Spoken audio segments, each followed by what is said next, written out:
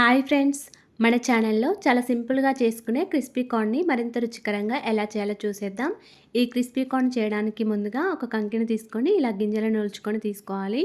నేనైతే నాటు కంకిని తీసుకున్నానండి. మీరు కావాలనుకుంటే స్వీట్ కార్న్ అయినా తీసుకోవచ్చు. తర్వాత స్టవ్ ఆన్ చేసుకొని ఒక గిన్నెలో ఒక 2 గ్లాసుల వరకు వాటర్ వేసుకొని, వాటర్ కొద్దిగా మరిగిన తర్వాత కొద్దిగా సాల్ట్, మనం ఒలుచుకొని పెట్టుకున్న కంకి గింజలను వేసుకొని మంచిగా ఉడికించుకోవాలి. ఇలా ఉడికించుకున్న కంకి గింజలను స్ట్రైనర్లోకి వేసుకొని తడమి లేకుండా చూసుకొని ఒక ప్లేట్లోకి వేసుకోవాలి. ఇవి పూర్తిగా చల్లారిన తర్వాత దీనిలోకి కొద్దిగా సాల్ట్, ఒక పావు టీ స్పూన్ వరకు కారం, ఒక టీ స్పూన్ వరకు కార్న్‌ఫ్లోర్, ఒక టీ స్పూన్ వరకు మైదాపిండి వేసుకొని మొత్తం అంతా ఒకసారి కలుపుకోవాలి. ఇలా కొన్ని వాటర్ని జల్లుకుంటూ మొత్తం అంతా ఒకసారి కలుపుకోండి. తర్వాత మళ్ళీ దీనిలోకి ఒక టీ స్పూన్ వరకు కార్న్‌ఫ్లోర్, మరొక టీ స్పూన్ వరకు మైదాపిండి వేసుకొని మళ్ళీ మొత్తం అంతా ఒకసారి కలుపుకోవాలి.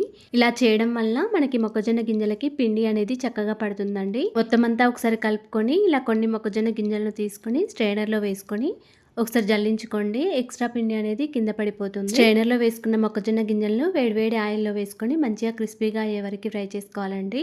ఇలా ఫ్రై చేసుకున్న ఈ మొక్కజొన్న గింజలను ఒక ప్లేట్లోకి వేసుకోవాలి. మిగతా మొక్కజొన్న గింజలను కూడా ఈ విధంగానే ఫ్రై చేసుకొని ఒక ప్లేట్లోకి వేసుకోవాలి. ఇప్పుడు వీటిని పోపు వేసుకోవాలండి. స్టవ్ ఆన్ చేసుకుని ఒక కడాయిలో ఒక 2 టీ స్పూన్ల వరకు ఆయిల్ వేసుకొని, ఆయిల్ వేడిన తర్వాత కొద్దిగా జీలకర్ర, కొంచెం కరివేపాకు, కొన్ని ఉల్లిపాయ ముక్కలు వేసుకొని ఫ్రై చేసుకొని మనం ఫ్రై చేసుకొని పెట్టుకున్న ఈ క్రిస్పీ కార్న్ కూడా వేసుకోవాలి. కొద్దిగా సాల్ట్, కొన్ని ఉల్లిపాయ ముక్కలు, కొంచెం గరం మసాలా వేసి ఒకసారి కలుపుకొని స్టవ్ ఆఫ్ చేసుకోండి. వీడియో నచ్చితే లైక్ అండ్ ఫాలో చేయడం మర్చిపోకండి. Thanks for watching.